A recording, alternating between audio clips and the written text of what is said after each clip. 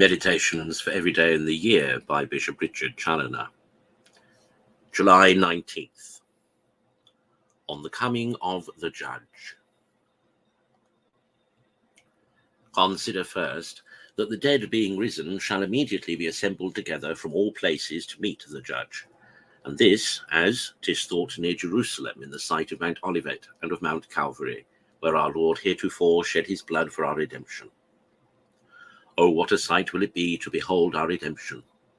Oh, what a sight will it be to behold here all the children of Adam, an innumerable multitude of all nations, ages, and conditions, standing together, without any distinction now of rich or poor, great or little, master or servant, monarch or subject, excepting only the distinction of good or bad, which shall be wonderful and eternal.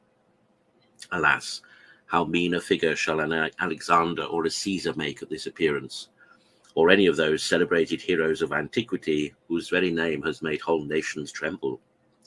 Those mighty monarchs that had once the world at their beck are now levelled with the meanest of their slaves, and would wish 1,000 times they had never worn the diadem.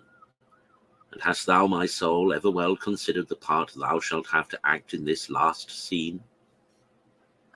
Consider, secondly, how the great Judge shall immediately make his appearance, and every eye shall see him coming down from heaven with great power and majesty, armed with all the terrors of his justice, and surrounded by all his heavenly legions. Oh, how different from his first coming shall this his second appearance be! His first coming was with wonderful meekness and humility, because that was our day in which he came to redeem us by his mercy. But at his second coming it will be his day, in which his justice will revenge upon sinful man the cause of his injured mercy, with a final vengeance once for all. Ah, miserable sinners, how shall you then be able to stand before his face, or bear his wrathful countenance? How shall you then wish to hide your guilty heads, even in the lowest hell, rather than to endure his dreadful appearance? But all in vain. You must stand it out.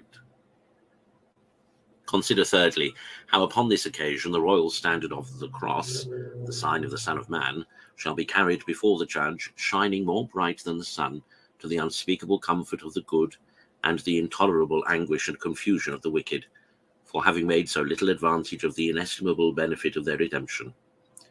Here they shall plainly see what their God has suffered for their salvation, and how great has been his love for them, that boundless and unparalleled love which brought him down from his throne of glory and nailed him to the cross. Oh, how shall they now condemn their past obstinacy and sin, with all their blindness and ingratitude?